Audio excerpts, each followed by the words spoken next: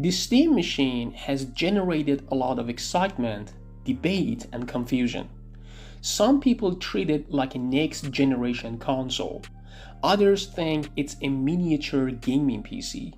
And a few sources, including commentary involving IGN and individuals familiar with Valve, have mentioned a possible price between $800 and $1,300.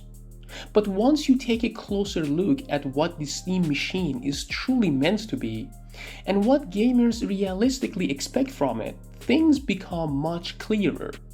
This device isn't trying to replace a desktop PC.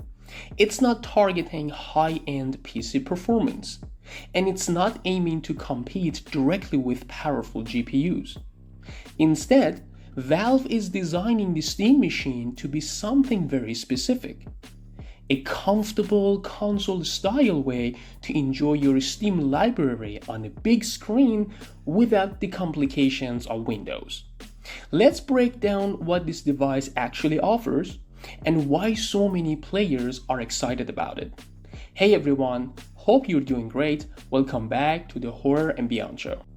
Let's start with the most controversial topic, the price. That rumored range of $800 to $1,300 simply doesn't make practical sense. If someone wants a mid-range PC, they'll buy a mid-range PC, not a fixed hardware device with no upgrade path. For the Steam machine to succeed, it has to be priced like a console, not like a PC. And based on where it fits in the market, the ideal price for the 512GB model is in the $400 to $500 range.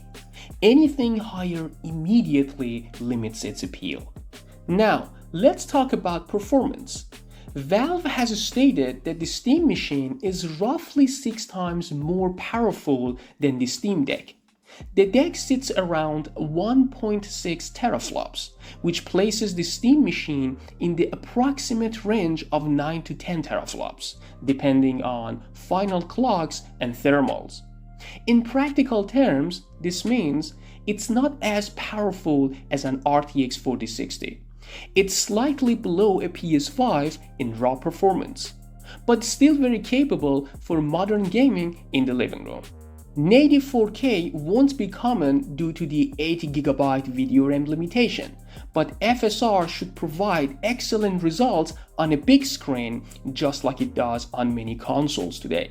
So overall, this device is realistically targeting native 1080p, native 1440p, and 4K through upscaling.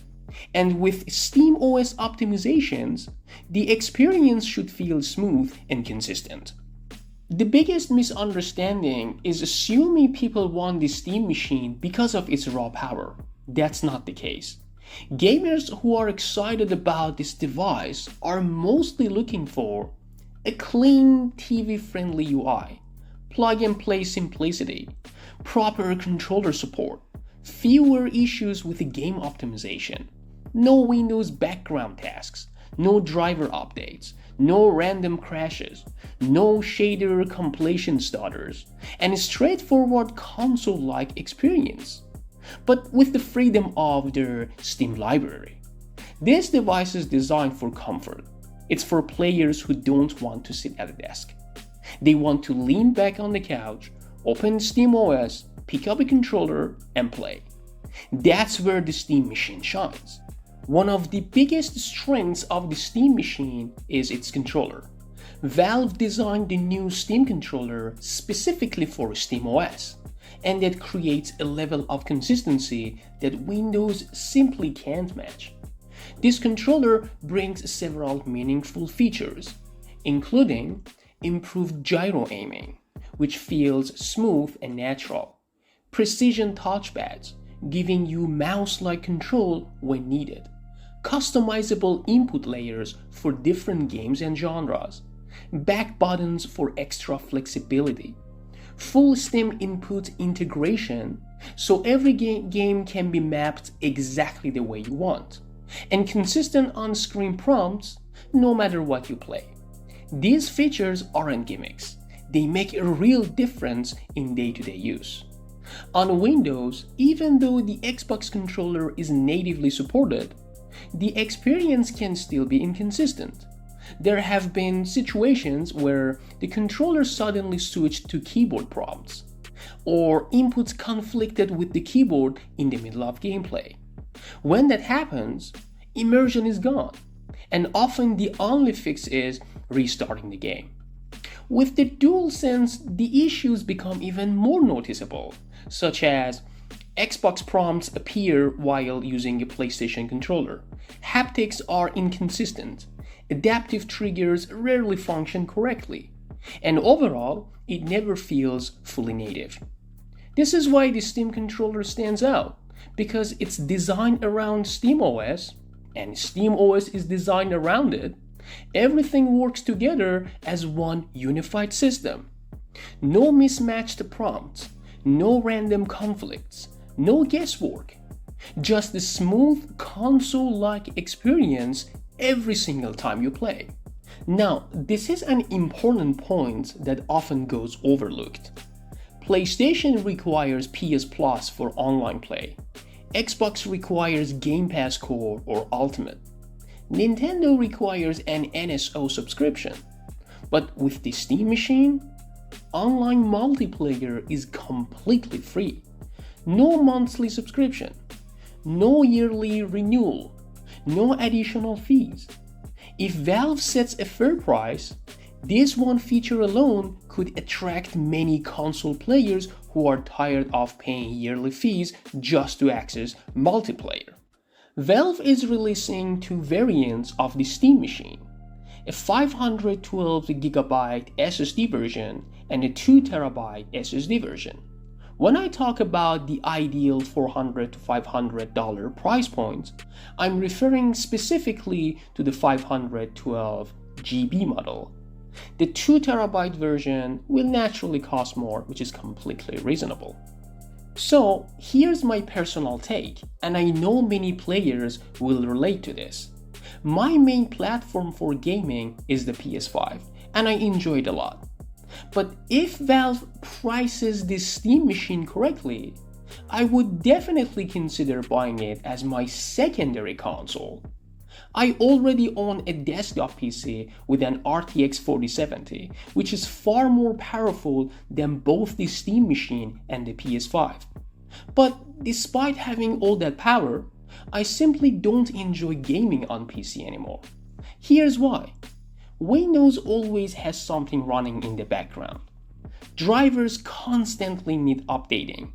Some games are well optimized, others are not. Controller support can be inconsistent. DualSense often displays Xbox prompts. Some features don't work properly, and the whole experience feels less cohesive. Using a DualSense on PC feels like driving a Mercedes with a BMW steering wheel. Everything technically functions, but nothing feels natural. This is why the Steam machine appeals to me so much. It gives me console-level comfort with my entire Steam library and without the frustrations of PC maintenance. If the price is right, I can easily see the Steam machine sitting next to my PS5 under my TV, ready to use exactly like any modern console. The Steam machine doesn't need to replace desktop PCs, and it doesn't need to beat high-end graphics cards. Its real strength comes from offering something far more practical. A simple, comfortable, console-style way to enjoy your entire Steam library without subscriptions, without Windows, and without all the usual PC frustrations. If Valve prices the 512GB model in the right range and delivers solid optimization, this device has the potential to become one of the most accessible and appealing gaming systems of this generation. A true living room experience built around comfort, consistency, and freedom, something many players have been wanting for a long time. If you found this breakdown helpful and you'd like to see more honest, no-nonsense deep dives into upcoming hardware, horror games, or gaming tech in general, feel free to subscribe and stick around. And let me know in the comments. Would you consider buying the Steam machine as your main console or as a secondary device next to your PS5 or Xbox?